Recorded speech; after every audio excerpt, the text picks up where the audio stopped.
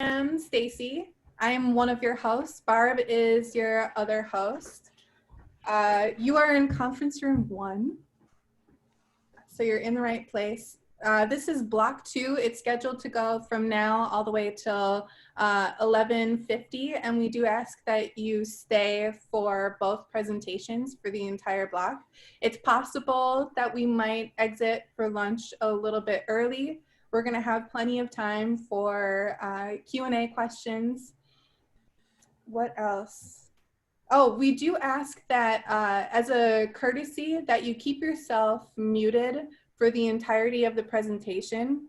There are a couple ways that we're going to do Q&A. So at the time when Barbara will let you know that it's time for Q&A. If you want to ask a question, the first way that you can do it is to use your raise hand option. That's going to be under, if you go to participants, you'll have some little buttons. If you don't have a raise hand option, you can use the little yes check mark with the green circle, and then Barbara will call on you and you can unmute yourself and have that conversation. If you have any technical questions, you can also ask those of the hosts in the chat. I'll be helping you if you have any technical issues. The second way to ask a question, if you are in a noisy space and you don't want to use your audio, or maybe you're feeling shy today, you can also type those in the chat, and when it's time for ideally when it's time for Q&A, try to use those in the chat, but Barbara will be monitoring throughout the entire presentation. And then she will read those out loud, and the presenter will be able to answer those questions. The last technical thing that I have to go through is that we would ideally like to record these presentations, but we also want to be super respectful of your wishes and your privacy. So if anyone would not like to be recorded, now is the time to check the little yes button, really any button. Maybe check the no button or a thumbs down, and I'll give you just a second to do that. If anybody doesn't want to, we won't do it, and that's fine. I am not seeing anybody opposed to recording. So great, we'll be doing that. And then that's it, that's all that I have. So Barbara? Yeah, so we have our first presenter, which is John Costello or Costello?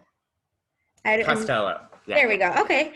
And then experiences of duality, youth as dating abuse peer advocate. So I'm giving you the floor. Awesome, thank you. So good morning, everybody. I'm on the West Coast, so it's 9 o'clock over here. So very good morning. And thank you so much for having this and letting us present our work. Sorry. Okay, so I'm gonna open this up a little bit. So, oh, this is gonna make my face all orange. That's fantastic. So this is my first Zoom presentation. So this is fantastic. I think it's a great time to,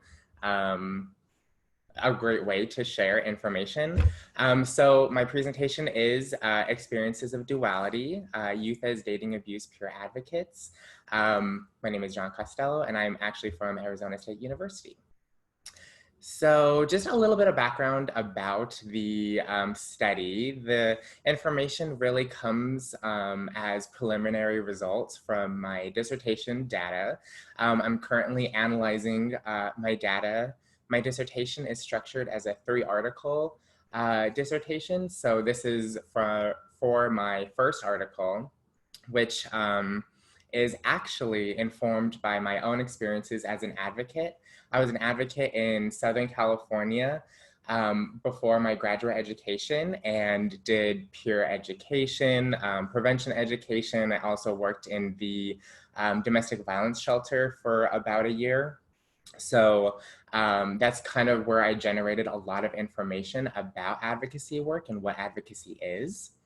And I really wanted to expand understandings about advocacy and what advocacy work is uh, in academia in general. And when I was doing my research and my comprehensive exams, I really found a lack of information about what teens were doing and what youth were doing to help and inform each other. And in conversation with a lack of information, when I would do my community work, I noticed that there were a lot of teens that were doing a lot of work, that they were out and being trained to even do advocacy work. So I wanted to really highlight and kind of expose academia to this side of advocacy that isn't really being talked about. So I interviewed 19 advocates and I asked them about their experiences as advocates. So that's really what the whole presentation and the paper is going to be on, is really their experiences as advocates. They were between the ages of 13 and 19 years old. They were very diverse from Arizona and California. The majority of participants were Latinx, Chicanx identifying, but I had some Black participants, Asian participants, and white participants, which I think were kind of like the minority in my study. And so the presentation is kind of chopped up into two main parts. First, I go over peer-to-peer advocacy, and then I go over some outreach services. But this is by far the largest theme, is how they interact with their peers in person. So how youth were really talking about advocacy was first how they recognized that abuse was happening in their friend's relationship. And this often happened in one of two ways. The first way was that they themselves noticed a change that their friend was having, or their friend kind of, they started noticing something happening within the relationship.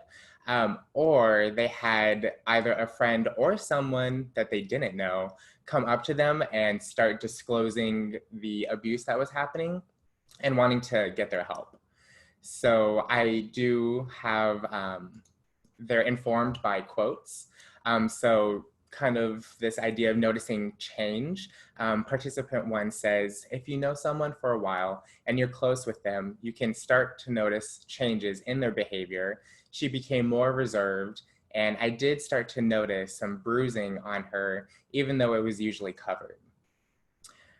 And disclosure, participant 3 says, I barely met this friend because I moved schools, and she was going through a really rough time, and she was talking about her toxic, at the time, boyfriend. And he was just kind of controlling her social media, controlling what she could wear, basically just controlling everything. She couldn't have friends of the opposite gender. She couldn't do a lot of stuff. And I found myself peer advocating for her because she came to me and I was always there to pick up the pieces for her. So those are really the two ways that they started to notice and recognize abuse. Then they talked about what they actually did to help out their friend. And they had a couple different ways of specifically doing it, but the vast majority of people said that they just listened to their friend, that just the act of listening itself was helpful for the peer to move on or to deal with their abuse in the relationship. In general, maybe they just talked about the relationship, the dynamics of the relationship, what was happening in their relationship. And they would often also educate their peers about what abuse is. They would mention maybe that they didn't know what abuse really was besides physical abuse before they became advocates. So they wanted to really share that information and share what abuse in the broad sense can be, and to tell their peer that, to better inform maybe their decisions. Some wanted to give their peer the complete ability to make decisions for themselves and to give them that autonomy. And then some and others would encourage their peer to leave the relationship or to take some kind of action in some way or another. And others even facilitated conversations with authority figures like teachers, administrators, parents, and even the police. So now we kind of talk about this idea of like duality. And the first side of this duality is burden, and how advocacy and peer-to-peer advocacy in particular can have this sense of burden. So advocates would often say that they would be placed into really difficult situations. Maybe they didn't know specifically what to do. Maybe they were trained on what to do, but it was still a tough situation to be in front of somebody and to advocate for and with them. Often they would state that authority figures, kind of how I said for teachers, school administrators, police, things like that, even parents, would be disappointing. So maybe even if they did go to an authority figure, it would be a very disappointing experience. And I'll have an example of that. Some advocates would even feel scared, overwhelmed, sad, startled, angry. So they were feeling like these really strong negative emotions when they were doing their advocacy. And some even felt responsible to help because they were trained advocates. So they felt the need that they had to step up in some way to assist somebody. Participant 13 says, I was reassuring her, like, all right, that's not right, the abuse. Like maybe you want to call the police and things like that. And I think I could kind of see she was starting to be like, oh yeah, like agreeing with what I was saying. We were good friends, but it was, I don't know, so hard when that happens to people. For me, it's like, it tears me apart because I know there's only so much I can do, you know? And participant 9 says, I told her that she should tell the teachers. They just sort of like moved him, the abuser. They changed him to another class, but they didn't do any like, not even like a presentation on sexually assaulting people. They didn't, I don't even know if they talked to him. I think they just told him to change classes, and they rarely talked to the girl that it happened to and just telling her like what happened. Right? They didn't say like, okay, well, we as a school plan to change the culture around here, and nothing. No actionable steps were taken. But then on the flip side, there was this sense of advocacy as rewarding. Advocates would say that they felt good in some kind of capacity to help. They said that they maybe were making a difference or felt like they were actually making a difference.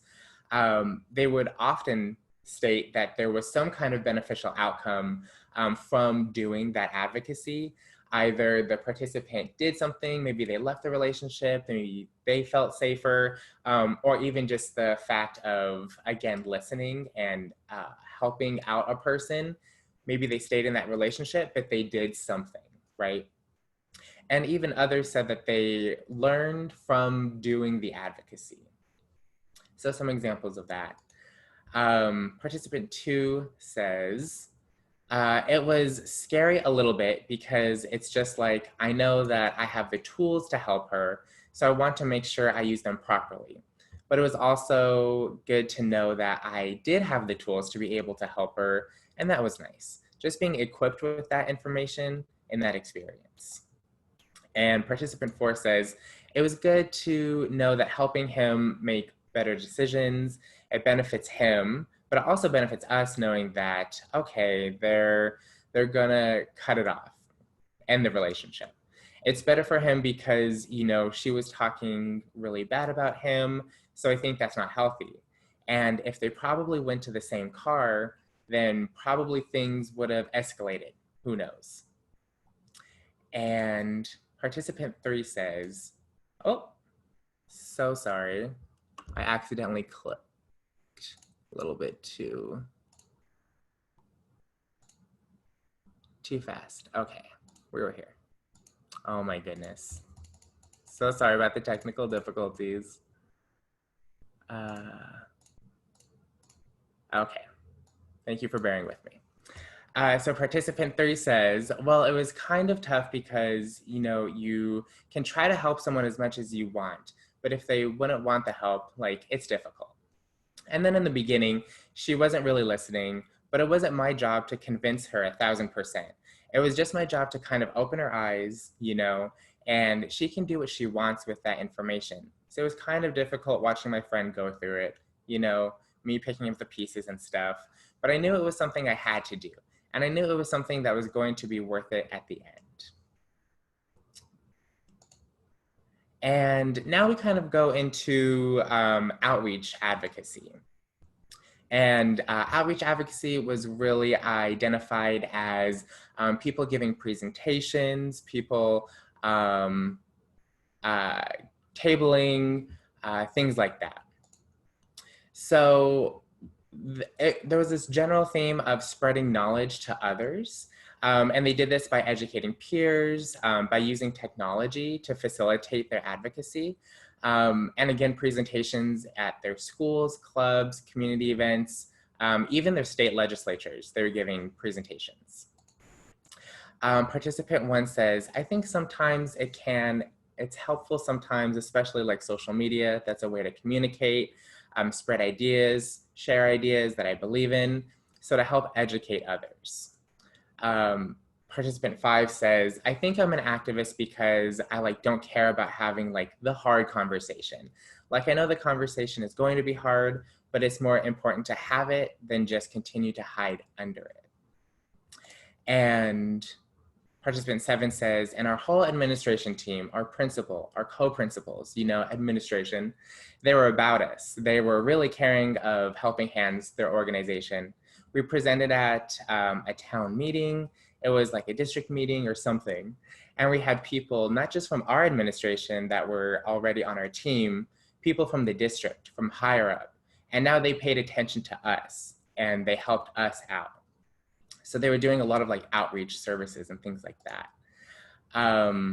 And there was a sense, again, of a duality of experience, even with outreach services of, on one side, they really were enjoying their advocacy work. They were helping other people. There was a sense of accomplishment, but those were tied and linked to things like being nervous, being tired to do it, feeling overwhelmed, panic, upset. And then I think I'll probably share one quote that encapsulates this sense of duality. Let's see, I think it's this one. Participant 12 says, I think I would describe advocacy as very eye-opening and just helps me be aware of my surroundings. It's a really beautiful thing at the end of it, but sometimes through the process, it is really bumpy and overwhelming at times, especially when you don't really know or are close to the other person. And so it can be overwhelming because you don't know the person. So you really have to know and say the right thing because they're already experiencing a lot. And I just don't want to add on to anybody's situation. So it's a bit overwhelming, but at the end of it, I think it's a beautiful thing to be able to help another person. So we really get this sense of duality of they really want to help, they feel like they're making a difference, but it's hard and it's overwhelming, but they continue to do it, right? So I'll just do a little bit of implications for the study, and I'll be done. So while youth are not always having these really positive experiences, they do have some positive experiences. I think this particular study really highlights and shows that they are working, that they are continuing to work, even though it's maybe not a super positive experience, but they are either enjoying it or having some kind of beneficial outcome from it personally. This demonstrates that youth are specifically doing advocacy to inform further, this study can further inform youth-led initiatives of how youth can provide advocacy work. And I argue that programs that target teen dating abuse should be thinking about incorporating youth perspectives and peer advocacy into their prevention and intervention strategies. Thank you.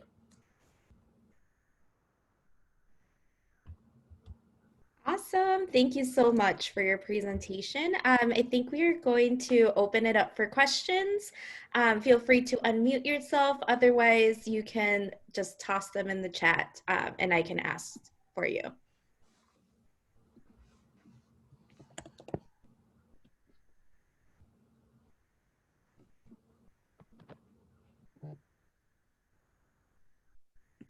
So I'm just throwing in a link. I am actually a domestic violence advocate as well. Awesome. Yeah, so I totally like, especially with youth, I agree that, it is hard. It's hard not knowing what to tell people. It's hard knowing that you're limited. But at the same time, it's such a rewarding aspect of like just being that person who kind of makes a change in somebody's life. I do have to say it is a lot of self-care. So I only do it in the weekends because I feel like if I were to do it full time, yeah, and if youth is going to be able, if youth is advocating, I think an important aspect would be that self-care part, so it's not overwhelming for them. And so the link down here that says casadesperanza.org, it's a Minnesota organization that I work with, and they also do a lot of stuff with youth. So if you want to check that out, yeah, it's Latino and Hispanic based. So that's why I was like pretty surprised that that was like the majority of your participants, just because it's so ingrained in our culture, right? There's that machismo, that male dominance, and so you see a lot of that domestic violence going on in the home. So yeah, I think this was great. Thank you. It's so informative. Oh, thank you. Yeah. And it's, thank you for sharing your experiences as an advocate too, because I think it's so interesting how the youth's experiences of advocacy really mapped on to adult experiences of advocacy as well. I kind of didn't expect that aspect of it, but it really resonated with me as an advocate, but also when I talk to other advocates in my community and tell them about what teens are experiencing, they say, oh my gosh, that totally resonates with me. I feel very similar. So there's very similar processes going on between youth and adults. So that's very interesting. But also kind of what you said too about the sense of machismo.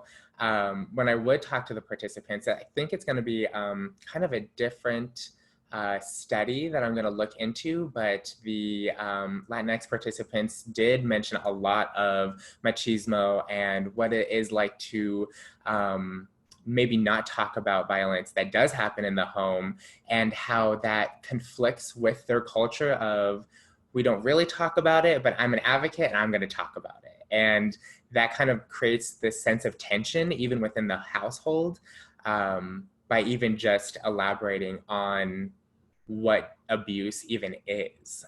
But some people actually helped out even their parents that were experiencing abuse. So that was very interesting. And then I did have a couple Asian participants and one Muslim participant who had talked about their experiences with culture and abuse. So there's definitely a lot more to look at and investigate. Oh, for sure. Yes. Yeah. So I have Emily here who asked, how old were the participants that you worked with? Oh, yeah, good question. So the participants were between the ages of 13 and 19 years old. So I'm really happy that was actually the age range for my study. There was 19 of them in total. And I chose 13 to 19 years old because somebody on my committee is a psychologist. And so she had mentioned that that's a very important can't think of the word right now, developmental stage for the brain to develop, and especially for youth identity formation. So that's why I had chosen that age range. Okay, awesome. Yeah. I'm sure like that's very understudied as well. Yeah. We have Ellen, and she wanted to know, what was one of the big reasons that you chose this topic? Yeah, so this topic really does hit home for me. I was an advocate back in California, and I was a prevention educator. So I would go into high schools and talk about not only healthy relationship curriculum about what abuse is, but we would talk about depression. We would talk about self-esteem issues and how to raise our confidence levels. So really a varied curriculum. But what I really noticed, a trend of adults, from a teen's perspective, they felt like adults didn't care about them, that they had so much to say that nobody was listening. And I remember one particular presentation where we talked about depression, and I had a room of like 20 children just like crying because they were like talking about for the first time, they were talking about depression. It was it was a club. So they were all very close with each other and felt comfortable with one another to share their experiences. But we really unpacked a lot of personal issues and things that they were dealing with. And they repeatedly said, nobody wants to talk about this with me. I can't talk about this with anybody. So I noticed a very big trend of youth's voices that were kind of being silenced or not listened to. So this study really comes out of that, and I wanted to highlight youth and youth voices and what they were doing and what they were experiencing particularly, and from their perspective, and not from a top-down researcher perspective of what are you doing, but more so like, what are you doing, and let me uplift that. So that's what I'm trying to do. I think that's great. I mean, just even getting a conversation started, kind of, making it normal to talk about mental health is great, Yes. Especially with the youth. Yes, completely. I do have another question. Awesome. So do you plan to further your research in the circle of youth advocates, and where do you want to go with these findings? Oh, yes, very good. So definitely one direction I wanted to go to was the cultural aspect of advocacy, and particularly looking at Latinx, Asian American, and even from kind of like a whiteness perspective too. I had one participant who identified as white, and how her whiteness actually informed her advocacy by saying that her white privilege informed how she talked at legislature, how she wanted to use that whiteness to like for the voices of people of color, because she recognized that white privilege is a thing. And she's like, I'm going to use that to talk about these issues in these spaces. So I find that very interesting. But I also want to develop this area of technology and how teens are using technology and social networking services and they primarily use them in spaces of outreach, not so much of peer-to-peer advocacy. But very interesting, kind of preliminary too, is even though they use technology, a lot of them actually don't prefer to use technology. Which is right, pretty interesting that teens who 13 to 19 years old didn't want to use technology for their advocacy. They wanted to either be in person. A lot of them talked about feeling like this energy with the person, being able to, be face to face. So that's kind of an interesting thing, but I do want to talk about the ways that they are using technology too. That's pretty great, that they want to be more hands-on. Yeah, right? Isn't that fantastic? Good, get them off of technology for a little bit. This is the end of our question session. If you would like to share any of contact information in the chat so people can, reach you with any burning questions or just to kind of follow up on your study, that would be amazing. And then up next, we have, and I'm going to share my screen now. We have understanding the mental health needs and experiences of BIPOC, female athletes. So do I have the presenters here? Cody? Yes, we're here. Okay, awesome. Cody, you have access right now. Do you want me to give everybody access, co-host access, or will you be the one sharing the screen? That's okay. I'll be sharing the screen. Perfect. Okay. You guys are all good to go.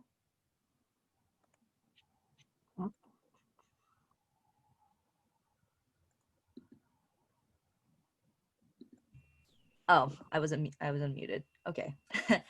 So historically, sports have always been male dominated. Actually, it was not until 1972 when Title IX was passed, which prohibited discrimination on the basis of sex, that women were allowed to participate in sports. Today, however, female participation in sports is at an all-time high, especially compared to previous decades.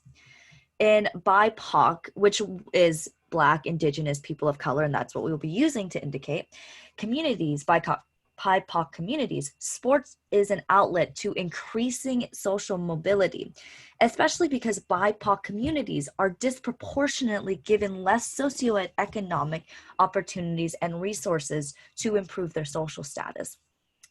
This is not the only disparity that exists between male and female athletes. Female athletes continue to face challenges and disparities in compensation and salary, access to professional leagues, and the ability to hold leadership position in sports.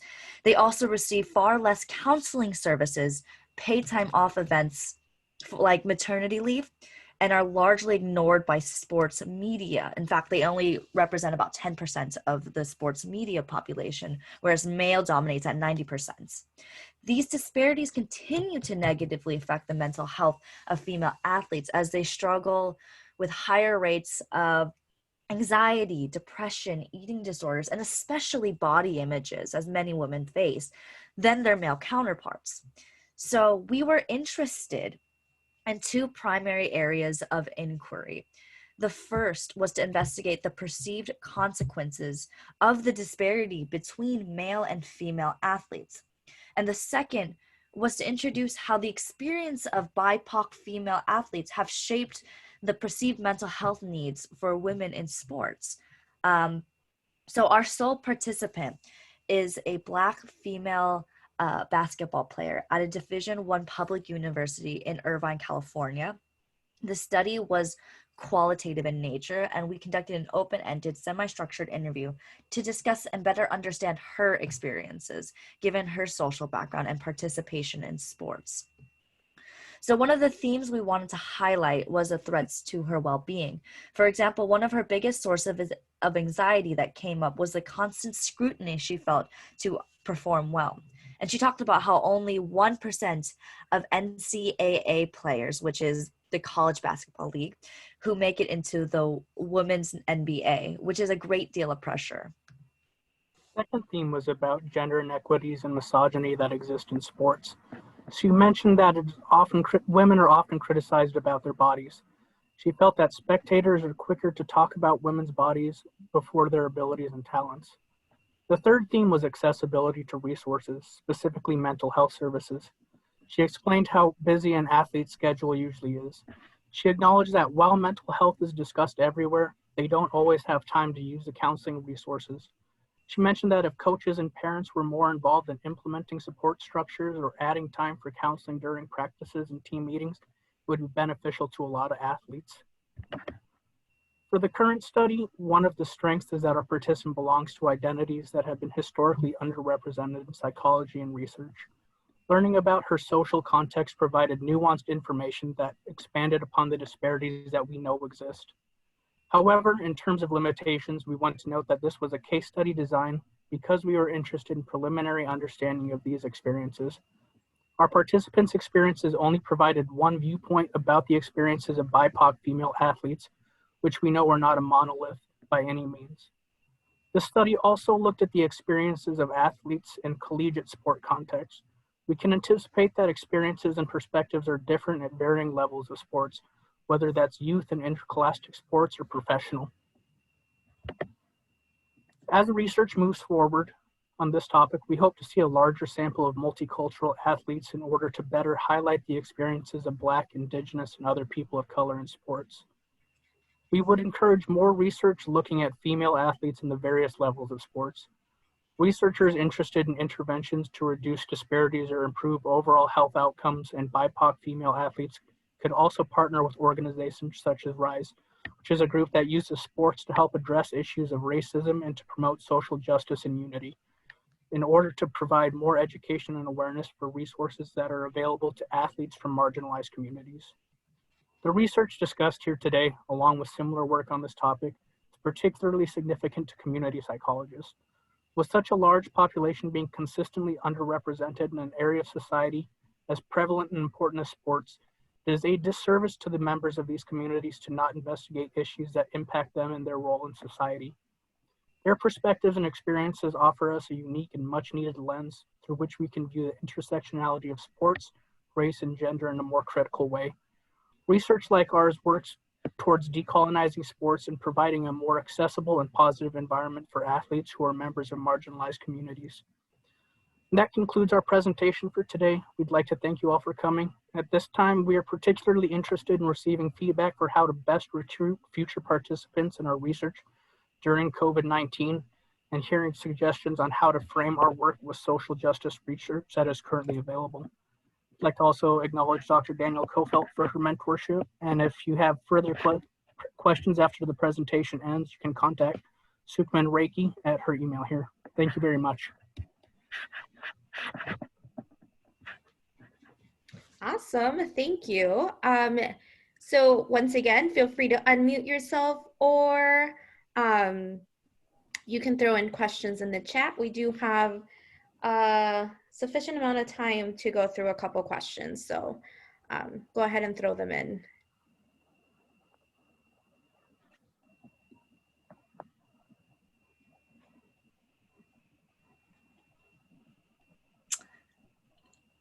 Yeah, Cody, can you put, it says, can you reshare the email in the chat? So I think we could just go straight to the, yeah.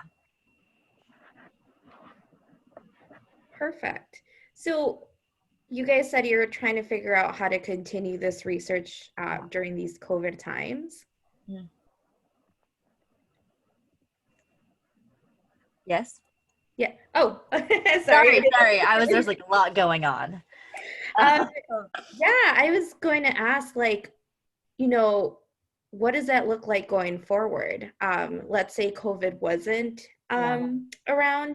Where do you guys plan on taking this study and using the data that you guys are collecting?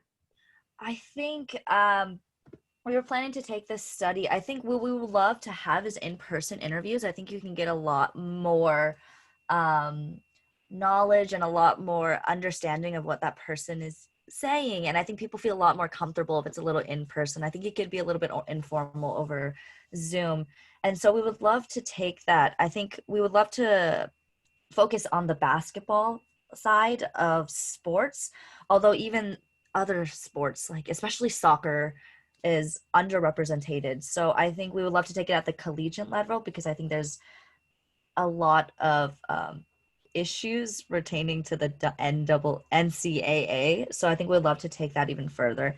And if we can, I think we would love to take it to the professional league, because there's a lot of problems within the professional. I just saw a Facebook post like about an hour ago that said that Sue Bird, which is a WNBA player, and LeBron James, they have the same sessions of for 17 sessions each have been to 4 NBA championships, but Sue Bird only gets $250,000, whereas LeBron James gets millions and millions of dollars, like 37.4 million. So I hope that we can take it even further to even expand on the professional outlet, because there's so many problems within that area.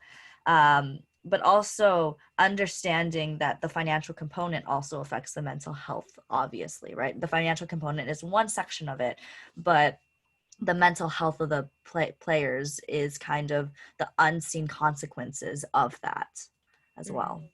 Yeah, I'm thinking about, like, in football, for example, you know, with all the concussions going on, how, like, you know, there's not much I haven't read many studies that kind of go further into, okay, how is that affecting your mental health in the future, Yeah. you know? Exactly. There's so many like unrepresentation of even that for male sports. And it's just like even looking, if we can even look at in female sports. I mean, female rugby is incredibly big, and they probably experience the same thing, but they're highly underrepresented in that. Yeah.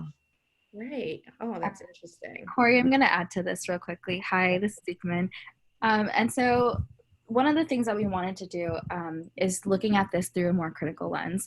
So we realized that women from early ages, especially in BIPOC communities, are disproportionately affected because of sports, not only because of the stigma about being athletes and their bodies, and how women are perceived in media in terms of being athletes, but also this has created a lot of disparities, as you know, in treatment and counseling, and the support that they receive. So one of the things that I wanted to highlight particularly, especially when we talk about social mobility and social justice, is that only 17% of recruitment that happens at the collegiate level for youth sports in BIPOC communities is given to women. So there continues to be a disparity in how women are recruited into sports and higher levels of and being able to go to higher levels in terms of professional leagues. So there's only about 1 in 100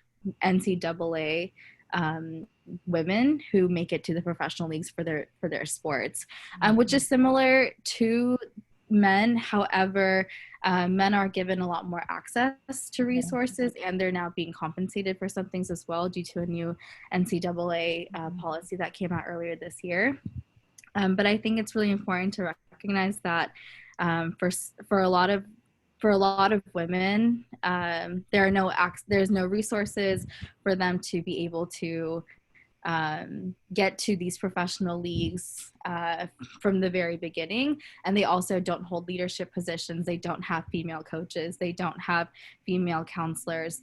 They don't get paid for things like maternity leave as they get older and are in either collegiate or professional leagues. We also see a huge discrepancy in terms of whether they are being trained properly. So training times, scheduling times, those are often given preference to male athletes, even at the youth and the collegiate level. For example, in a lot of high schools, male athletes do their practice right after school, and then women have to wait until the gym is available once they're done. And that continues on at the collegiate level as well. And media plays a big role in this as well. So a big part about salary, because women only get 10% of sports media coverage, they're also not making enough TV revenue, which we know is a really big part of the way people are compensated. Especially now, you can tell with just the way sports have been back in terms of the rise of social justice. Looking at how basketball and hockey and things like that have highlighted the Black Lives Matter movement, a lot of people have said, well, we don't want to participate in this anymore because we don't want to talk about social issues in sport. And so that's effective TV ratings and revenue. And when women are already at a lower standpoint in terms of getting TV revenue, because media doesn't cover them, that reduces salary even more. And so we do want to look at this through a multifaceted lens in terms of social justice and social mobility, but look at it through various levels of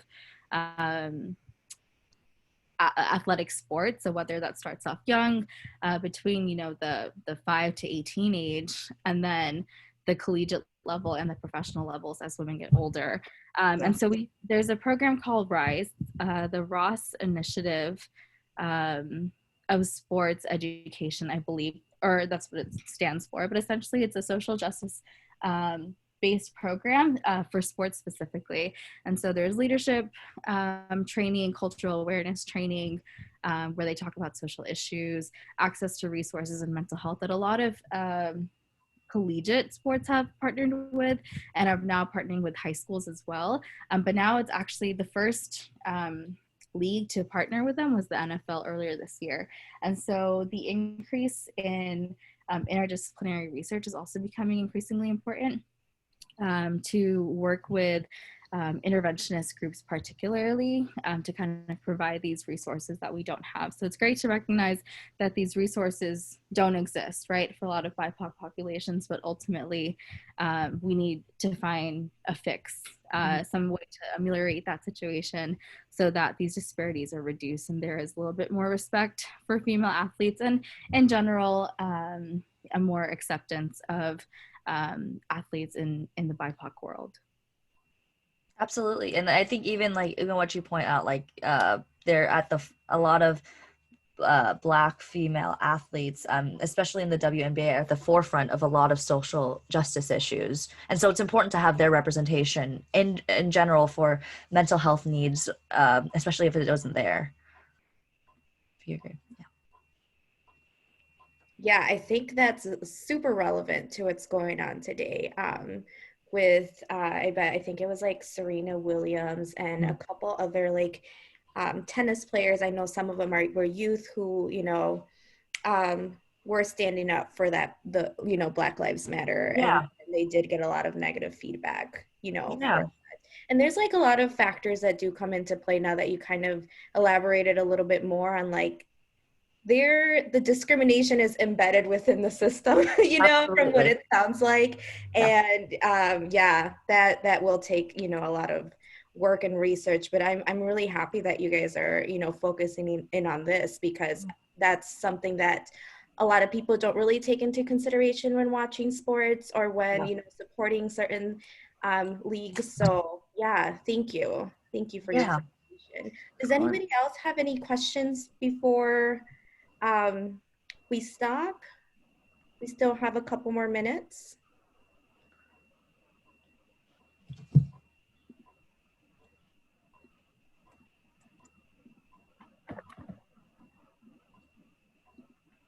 All right. Awesome. Well, thank you. Thank you to the presenters on this block. Your presentations were awesome and super informative. Definitely, food for thought. Yeah, so as we end our block, I just wanted to let you know that we are breaking for lunch. So this room, the main room, and the conference room number 2 will be open. Conference room number 1 and number 2 are just kind of socialize, hop in, speak to anybody. Main room number 1 will have a couple graduate programs that focus on social and environmental justice. So if you want to go check that out during lunch and listen to some of the speakers, feel free to hop onto the main room. Does anybody have any questions before we kind of end this block? No? Awesome, sounds good. So I hope you guys enjoy the rest of the conference. And if you do have any questions as to how to navigate things, feel free to also go into the main room during those blocks. If you can't get into a certain conference room or anything, that main room is always open for questions as well. All right, you guys, have a great day. Thank you. Thank you to the hosts. Yes. Thank you.